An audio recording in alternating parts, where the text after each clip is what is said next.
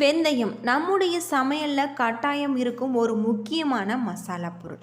இது உணவுக்கு சுவையை கூட்டும் மசாலா பொருள் மட்டுமல்ல, உடலில் ஏராளமான ஆரோக்கிய மாற்றத்தை செய்யக்கூடிய மருந்தாக இருக்குது. இந்த வெந்தயம் உடலுக்கு தரக்கூடிய ஆரோக்கிய நன்மைகள் என்ன? அது மட்டும் இல்லாமல் தலைமுடி மற்றும் சருமத்திற்கு செய்யக்கூடிய மாற்றங்கள் என்ன, எப்படியெல்லாம் எடுத்துக்கொள்ளலாம், எந்த அளவு சாப்பிட வேணும், அதிகமாக சாப்பிட்டால் ஏதேனும் பக்க விளைவுகள் உண்டாகுமா அப்படிங்கிறத பற்றி முழுமையாக தெரிஞ்சுக்கலாம். வெந்தயத்தை யார் சாப்பிடக்கூடாது அப்படிங்கிறத பற்றியும் தெரிஞ்சுக்கலாம். வீடியோ ரொம்பவே பயனுள்ளதாக இருக்கும். வீடியோவை கடைசி வரைக்கும் ஸ்கிப் பண்ணாமல் பாருங்கள். நம்ம சேனலை நீங்கள் இன்னும் சப்ஸ்கிரைப் பண்ணலைன்னா மறக்காமல் சப்ஸ்கிரைப் பண்ணிவிடுங்க. வாங்க வீடியோக்குள்ளே போகலாம். வெந்தயம் உவர்ப்பு கசப்புக்கு சேர்ந்த ஒரு சுவையில் இருக்கும். அதே வெந்தயத்தை ஊற வைத்து முளைக்கட்டி சாப்பிட்டால் மெல்லிய இனிப்பு சுவையுடன் இருக்கும். இந்த வெந்தயத்தை குழந்தைகள் முதல் பெரியவர்கள் வரை எல்லோருமே உணவில் சேர்த்துக்கொள்வது நல்லது. சர்க்கரையுடைய கட்டுப்பாட்டை குணப்படுத்தக்கூடியதாகவும் உடல் எடை குறைவது வரை ஏராளமான நன்மைகளை கொண்டிருக்கக்கூடியது இந்த வெந்தயம்.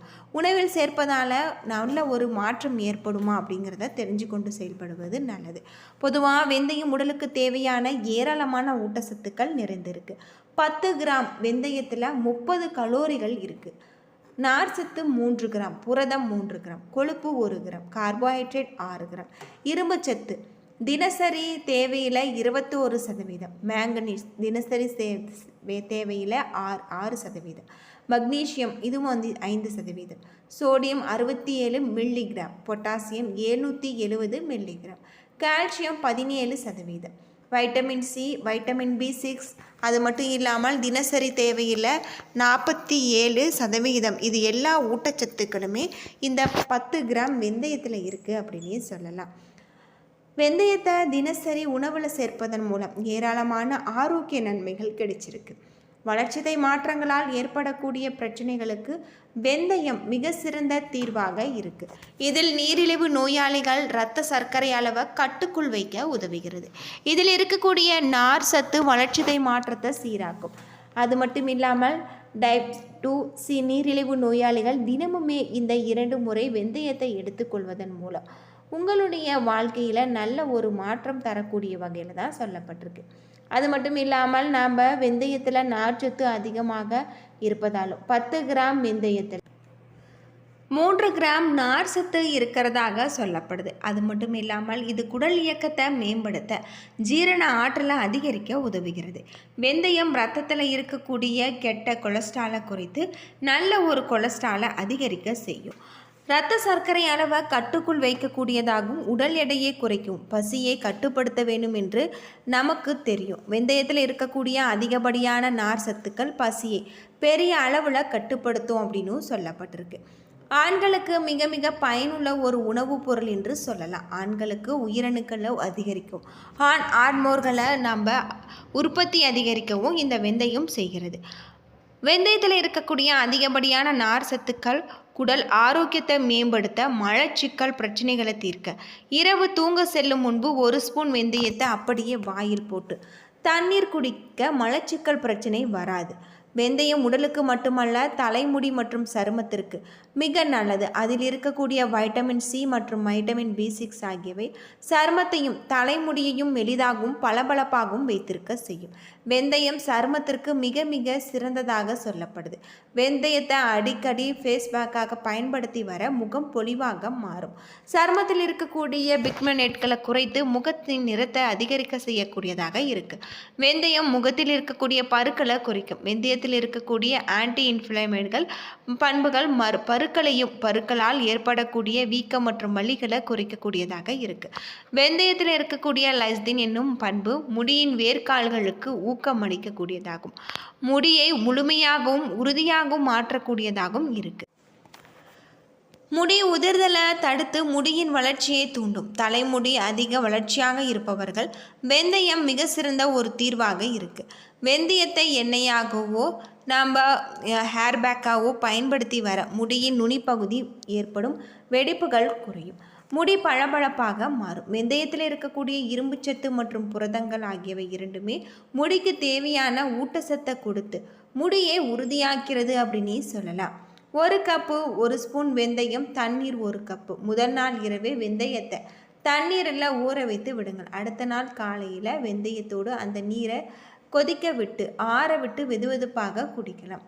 அது மட்டும் இல்லாமல் 1 கப்பு நீரில் 1 ஸ்பூன் வெந்தயத்தை ஊற வைத்து அடுத்த நாள் காலையில் அந்த நீரை வடிகட்டி குடித்து வரலாம். அது மட்டும் இல்லாமல் வெந்தயத்தை ஒரு நாள் இரவு முழுக்க ஊற வைத்து விடுங்கள். அடுத்த நாள் காலையில் அந்த நீரை வடிகட்டி எடுத்துக்கொள்ளுங்கள். அந்த நீர் அப்படியே குடிக்கவோ டீயாகவோ செய்தும் குடிக்கலாம். ஊற வைத்த வெந்தயத்தை எடுத்து வைத்திருக்கும் வெள்ளை துணி நீரில் நனைத்து தண்ணீரில் பிழிந்து விட்டு அதில் போட்டு மூட்டையாக கட்டி வைத்து விடுங்கள். 24 மணி நேரத்திற்கு பிறகு எடுத்து பார்த்தால் வெந்தயம் முளை கட்டி இருக்கும்.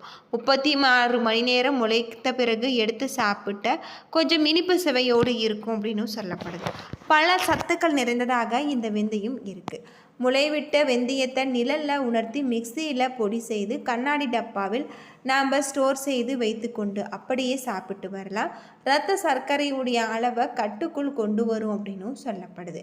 வெந்தயம் மற்றும் பாசிப்பயிரை முதல் நாள் இரவே ஊற வைத்து விட்டு அடுத்த நாள் காலையில் ஒரு மிக்சி ஜாரில் சேர்த்து செம்பருத்தி இலை மற்றும் பூ ஆகியவற்றை சேர்த்து நன்கு அரைத்து கொள்ளுங்கள். வெந்தயத்தை ஊற வைத்த தண்ணீரை அதற்கு பயன்படுத்தி கொள்ளலாம்.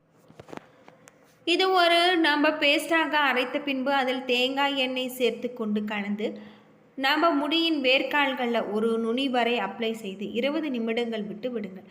பிறகு வழக்கம் போல மென்மையான ஷாம்பு கொண்டு தலைமுடியே அலசலாம். செம்பருத்தி மற்றும் வெந்தயம் இருப்பதால் ஷாம்பு தேவைப்படாது. ஒருவேளை தலையில் எண்ணெய் இருந்தால் ஷாம்பு நம்ம பயன்படுத்தலாம். வெந்தயத்தை நம்ம நன்கு ஊற வைத்து பேஸ்டாக அரைத்து கொள்ள வேண்டும். அத்தோடு தயிர் மற்றும் கஸ்தூரி மஞ்சள் சேர்த்து ஒன்றாக மிக்சியில் ஆகும்படி நம்ம பேஸ்ட் செய்து கொள்ளலாம். ஒரு பவுலில் எடுத்து அத்தோடு 1 ஸ்பூன் நம்ம தேன் சேர்த்து நன்கு மிக்ஸ் செய்தால் உங்களுக்கு ஃபேஸ் பேக் ரெடி. இது முகத்தில் அப்ளை செய்து 10 to 15 நிமிடங்கள் கழித்து வெதுவெதுப்பான நீர் கொண்டு கழுவ வேண்டும். முகம் பளிச்சென்று வெள்ளையாக மாறும் அப்படின்னு சொல்லப்படுது. அளவுக்கு மிஞ்சினால் அமிர்தமும் நஞ்சு என்று சொல்வாங்க. அதே போல தான் வெந்தயம் எவ்வளவு நல்ல ஒரு பயன்களை கொடுத்தாலுமே அதை அளவுக்கு அதிகமாக எடுத்துக்கொள்ளும் பொழுது உடலில் நிறைய ஆரோக்கிய பிரச்சனைகள் உண்டாகும். ஜீரண கோளாறுகள், அதனால் ஏற்படும் டயரில் உள்ளவை, கல்லீரல் கழிவுகள் அதிகம் தேங்குவது, இரத்த உறைதல் பிரச்சனை, அலர்ஜி பண்புகளை தூண்டுதல், சில மருத்துவங்களை எடுக்கும் பொழுது அவற்றின் எதிர்வினைகள் ஆறுதல்கள் பக்க விளைவுகளையும் வெந்தயம் அதிகமாக சாப்பிடுவதால் சந்திக்க வாய்ப்பு இருக்குது அப்படின்னு சொல்லப்படுது. அதே போல் நம்ம வெந்தயத்தை எடுத்துக்கொள்ளும் பொழுது மருத்துவரின் ஆலோசனைகளை கேட்டு நம்ம வெந்தயத்தை பயன்படுத்துவதும் நல்லது. நீரிழிவு, மலச்சிக்கல், முடி உதிர்தல், பசியின்மை போன்றவற்றை போக்கும் அருமருந்தாக செயல்படுத்துகிறது. வெந்தய தண்ணீரில் இருக்கக்கூடிய அதிகப்படியான நுகர்வு சிலருக்கு தீங்கு விளைவிக்கும். அந்த வகையில் வெந்தய நீர் குடிக்க முடியாதவர்கள் இது போல் செய்து குடித்து வருவது உடலுக்கு நல்லது அப்படின்னு சொல்லப்படுது. வெந்தய தண்ணீர் குடித்தால் ஒவ்வாமை காரணமாக சருமத்தில் வெடிப்பு, அரிப்பு, வீக்கம் மற்றும் சிவந்து காணப்படுதல் போன்ற சருமம் தொடர்பான பிரச்சனைகள் அதிகரிக்க செய்கிறது. அது மட்டும் இல்லாமல் சுவாசிப்பதால் சிரமம், வயிற்றுவலி போன்ற பிரச்சனைகள் ஏற்படுத்தும் என்பதால் ஒவ்வாமை ஏற்பட்டும் பிரச்சனைகள் இருந்தால் வெந்தய தண்ணீர் குடிப்பதையும் நாம் தவிர்க்க வேண்டும். வெந்தய நீர் குடித்து பிறகு சிலருக்கு அலர்ஜி கோளாறு, வாய்வு, வயிற்றில் புளிப்பு, ஏப்பம் போன்ற பிரச்சனைகளை சந்திக்க நேரலாம். அத்தோடு வயிற்றுப்போக்கையும் ஏற்படுத்தும். எனவே வெந்தய நீர் குடித்த பிறகு இந்த மாதிரியான பிரச்சனைகளை எதிர்கொண்டால் வாய்வு மற்றும் அஜீரண கோளாறு உள்ளவர்கள் அதை குடிக்க வேண்டாம் அப்படின்னு சொல்லப்படுது. வெந்தயத்தின் ஒவ்வாமையானது சுவாசிப்பதில் முக்கிய பங்கு வகிக்கக்கூடிய உறுப்புகளை பாதிக்கும் என்பதால் சிலருக்கு வெந்தயம் நீர் குடித்த உடனே மூச்சு திணறல் ஏற்படும். எனவே ஏற்கனவே நாம் இது போல பிரச்சனை இருப்பவர்கள் மருத்துவரின் ஆலோசனையின் பிறகு நாம் இந்த வெந்தய தண்ணீரை குடிப்பது ரொம்பவும் நல்லது அப்படின்னே சொல்லலாம். என்ன நண்பர்களே, இந்த வீடியோ உங்களுக்கு பயனுள்ள ஒரு தகவலை தந்திருக்கும்னு நினைக்கிறேன். வீடியோ பிடிச்சிருந்தா லைக் பண்ணுங்கள், ஷேர் பண்ணுங்கள், கமெண்ட் பண்ணுங்கள். இது போல் தகவலை தெரிஞ்சுக்க நம்ம சேனலை மறக்காமல் சப்ஸ்கிரைப் பண்ணிவிடுங்க. நன்றி நண்பர்களே.